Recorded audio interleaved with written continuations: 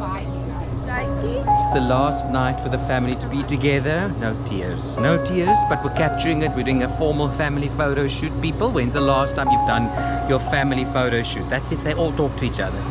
Luckily, after all of this time, we still do. We survived a family road trip. Tomorrow, my sister and her daughter's going back to South Africa. I'm taking a little bit of a family break as well, and then we'll be back together again. But capturing the moments is so special.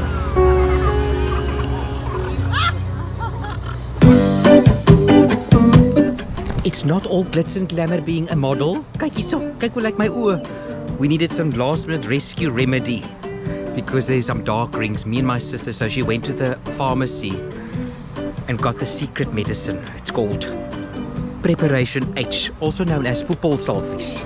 For all Ambeya apparently, but apparently this is what the supermodels, Kate Moss, they use this when they have partied too much the previous night and they've got a photo shoot the next morning. To save themselves, they use a bit of Preparation H. So ons het nou maar ons dik gesmeer met salfies.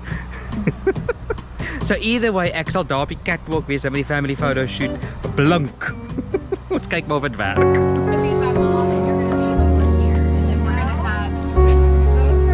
Oh, is ek reg? I'm ready.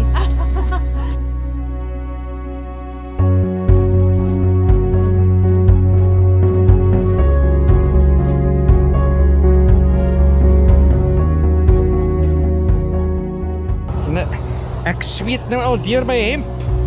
Hulle met my fotoshoot nou klaar doen voor hierdie ek nat kolle wys. O, hel, wag, hier's 'n fan. Hier's 'n fan.